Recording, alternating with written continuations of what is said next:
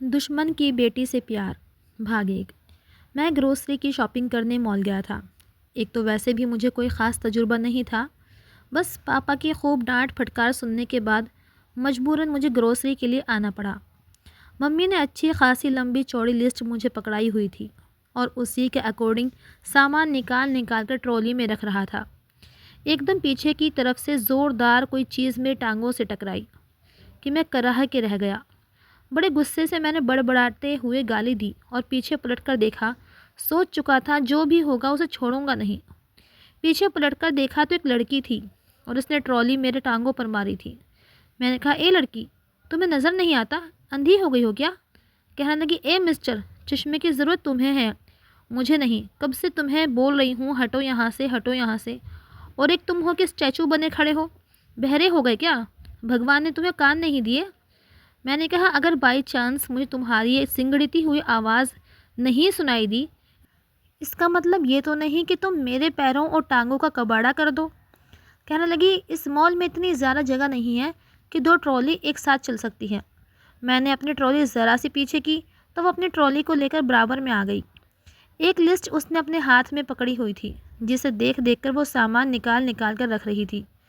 میں جب بھی اپنی لسٹ کے اکارڈنگ سامان اٹھانے لگتا تو وہ پہلے ہی پکڑ کر اپنی ٹرالی میں رکھ لیتی۔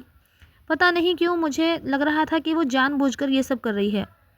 میں نے غصے سے اسے دیکھا تھا۔ خیر، جیسے تیسے میں نے ٹرالی میں سامان بھرا اور کاؤنٹر پر جا کر جیسے ہی کھڑا ہونے لگا، اس نے اپنی ٹرالی سے میری ٹرالی کو ہٹ کیا اور میری ٹرالی کو پیچھے کر کے آگے کاؤنٹر پہ جا کر کھڑی ہو گئی۔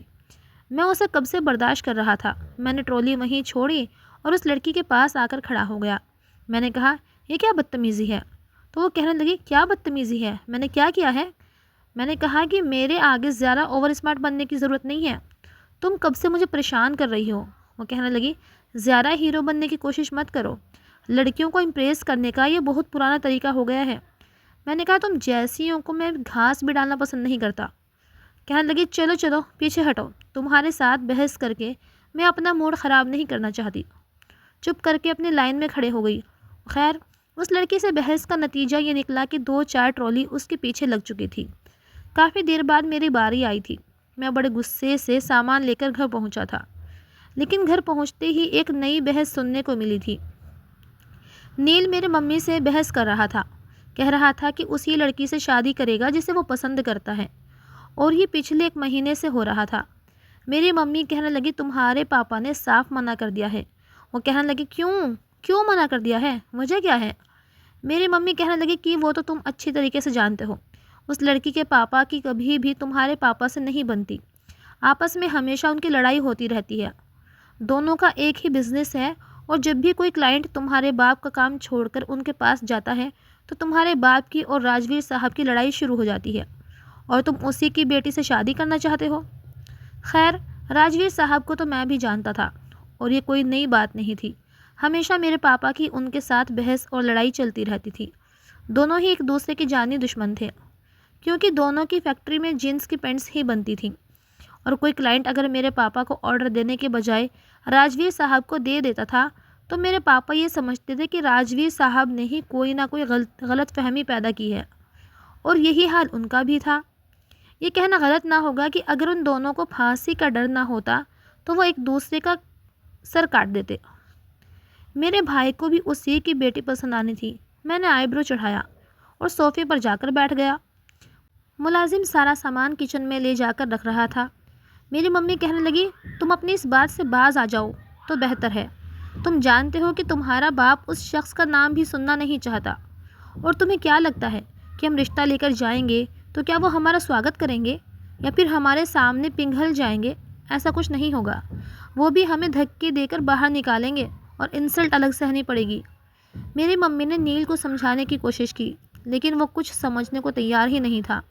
کہنے لگا، ایسا کچھ نہیں ہوگا، میں آپ سے کہہ تو رہا ہوں کہ آپ پلیز جائیں، بات کریں، انہیں منانے کی کوشش کریں، پلیز، میں نہیں رہ سکتا پریا کے بنا۔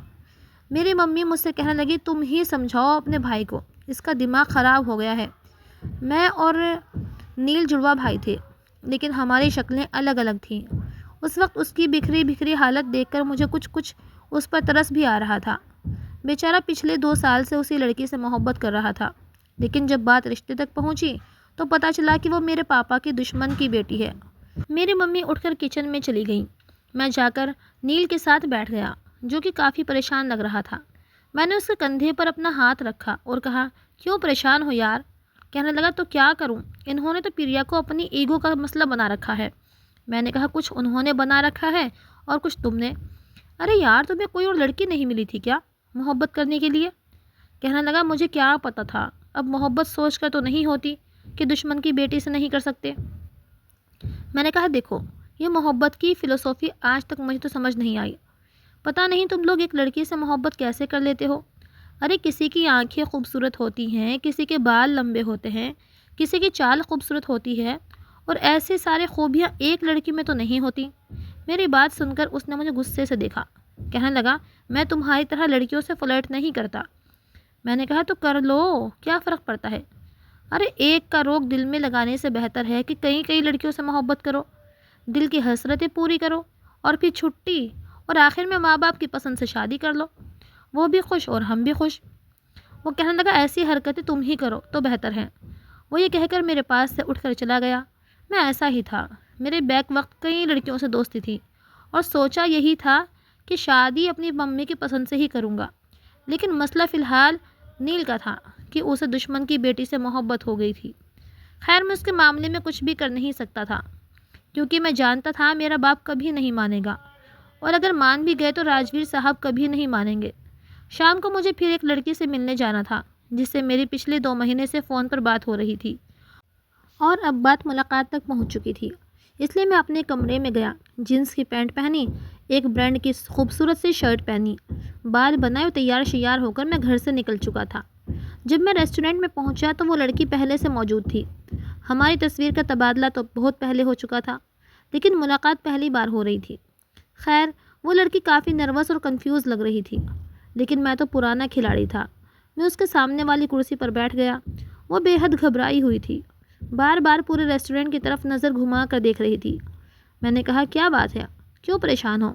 تو وہ کہنے لگی، بس ڈر لگ رہا ہے، میں آج تک کبھی کسی سے نہیں ملی ہوں۔ میں نے کہا، شروع میں ایسا لگتا ہے، لیکن دھیرے دھیرے عادت ہو جاتی ہے۔ کہنے لگی، مجھے تو بہت ڈر لگتا ہے، میرے پاپا بہت سخت مزاج ہیں، اگر انہوں نے مجھے تمہارے ساتھ دیکھ لیا تو مجھے جان سے مار ڈالیں گے۔ میں نے کہا، کچھ نہیں ہوتا، اچھا بتاؤ کیا آرڈر کروں تمہارے لیے؟ میں نے اسے مینیو کارڈ کھولتے ہوئے کہا۔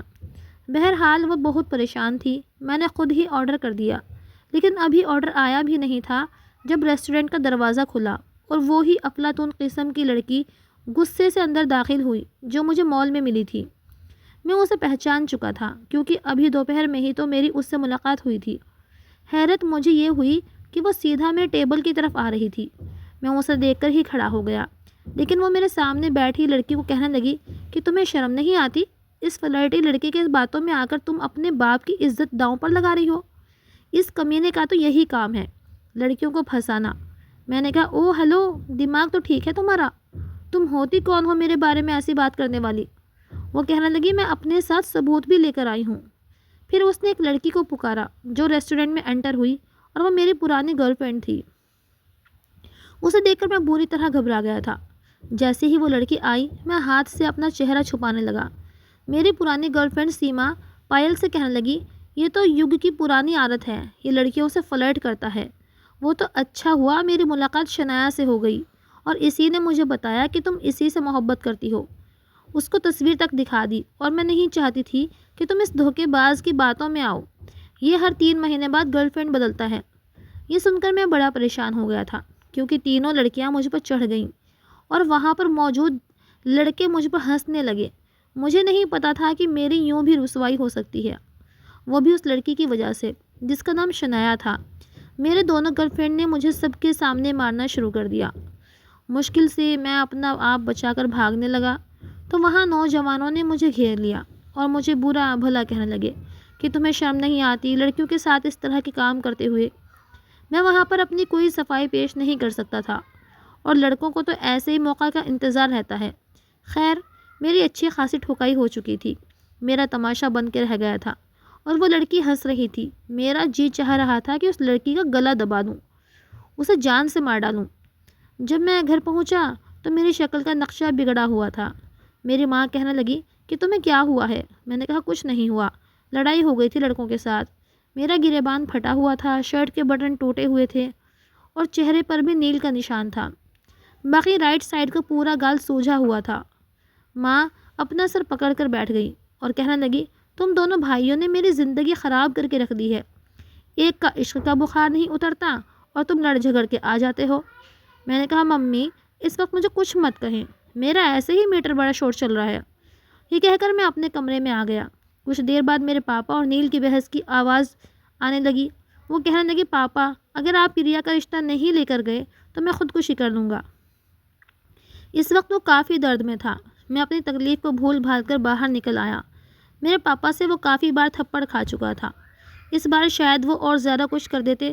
جب میں لانچ میں پہنچا تو کافی گرما گرمی ہو چکی تھی، یہاں تک کہ میرے بھائی نے اپنے ہاتھ میں نیند کی گولیوں کی پوری شیشی پکڑ رکھی تھی جو کھانے کی دھمکی دے رہا تھا۔ میری ماں روئے جا رہی تھی، کافی سیریس تھی۔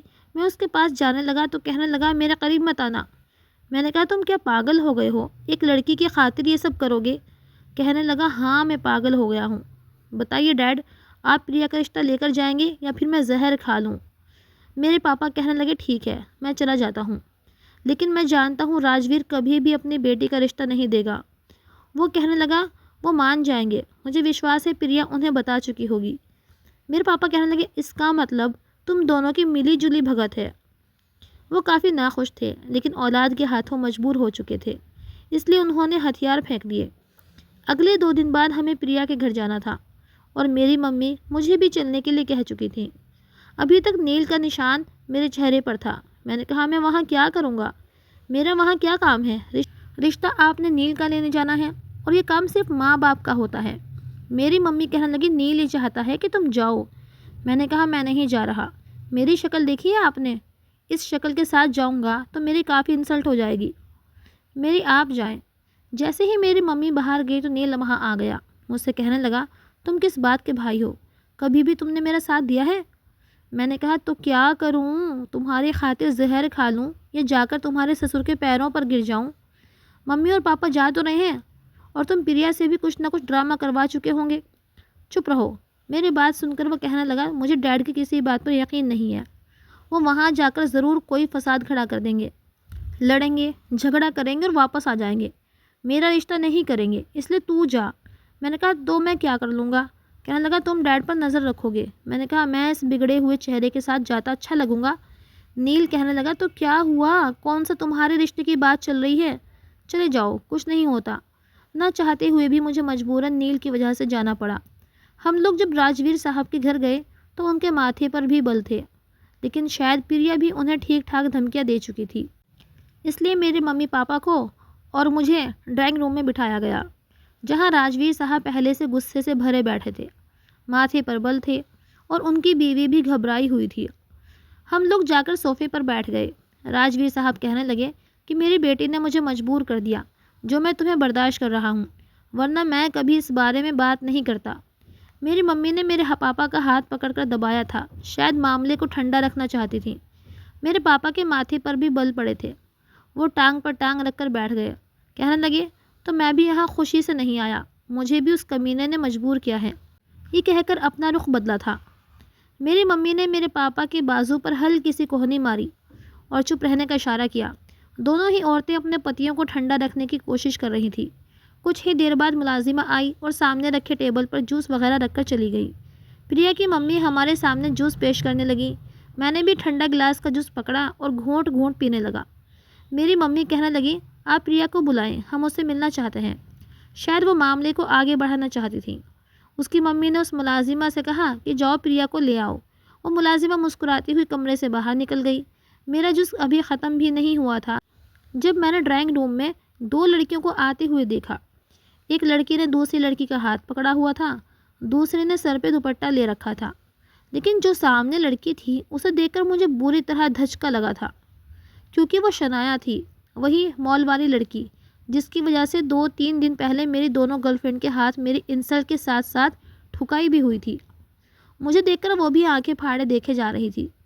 میری ممی میرے کمر پہ ہاتھ مار کر کہنے لگی تمہیں کیا ہوا؟ میں تو فوراً سے کھڑا ہو گیا۔ میں کہنے لگا یہ لڑکی یہاں کیا کر رہی ہے؟ میں نے انگلی سے اشارہ کر کے کہا۔ وہ کہنے لگی یہ میرا گھر ہے۔ اس کا لہجہ تیز تھا۔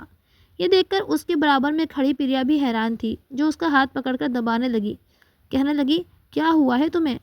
وہ کہنے لگی پریا تمہیں میں نے بتایا تو تھا یہ کون ہے، یہ ایک نمبر کا فلرٹی ہے، یہ تو سیما کے ساتھ بھی فلرٹ کرنا چاہتا تھا۔ اس کی تو 2 دن پہلے ہی میں نے بینڈ بجائی ہے کہ یہ بھی ساری زندگی یاد کرے گا۔